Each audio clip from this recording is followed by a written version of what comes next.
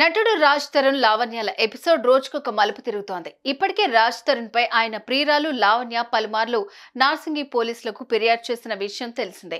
దీంతో ఇటీవల పోలీసులు ఆయనకు నోటీసులు కూడా పంపించారు. అయితే ఈ క్రమంలోనే రాజ్ తరుణ్ హీరోయిన్ మాల్వి మల్హోత్రాల మధ్య జరిగిన వాట్సాప్ చాట్ తాజాగా లీక్ అయింది.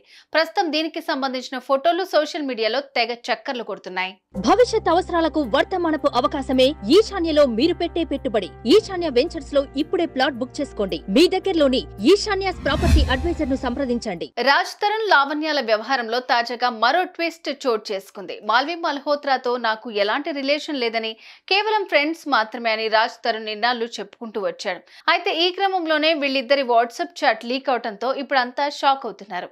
ఇందులో ప్రధానంగా రాజ్ తరుణ్ మాల్వి మధ్య జరిగిన చాటింగ్, మీటింగ్ల వ్యవహారం బయటపడింది. రాజ్ తరుణ్ మాల్వికి ప్రపోజ్ చేసినట్లుగా కూడా ఈ చాట్ లో తెలిసిపోయింది.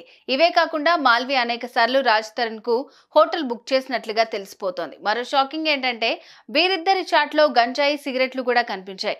దీంతో వీళ్ళు గంజాయి తీసుకున్నారేమోనన్న అనుమానాలు కూడా వ్యక్తమవుతున్నాయి.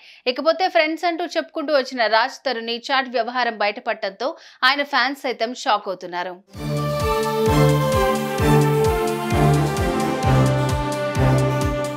ఇదిలా ఉంటే లావణ్య ఫిర్యాదు మేరకు నార్సింగి పోలీసులు ఇటీవల రాజ్ తరుణ్ కు నోటీసులు పంపించారు.